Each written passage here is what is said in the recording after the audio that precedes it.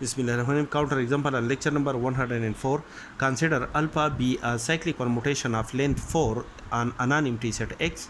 Calculate the transposition in the cyclic permutation alpha. We have the cyclic permutation alpha is equal to the first transposition contain the element 1 2 of the cyclic permutation alpha, and the second transposition in alpha contain the element 1 3 of the cyclic permutation alpha, and the third transposition of the in the cyclic permutation alpha contain the element 1 4 in cyclic permutation alpha.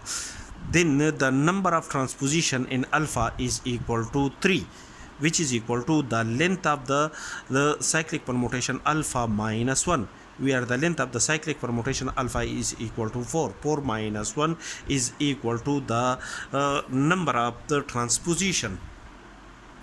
That is if m is equal to the length of the cyclic permutation, divided by m, then m minus 1 is equal to the number of transposition in the cyclic permutation alpha.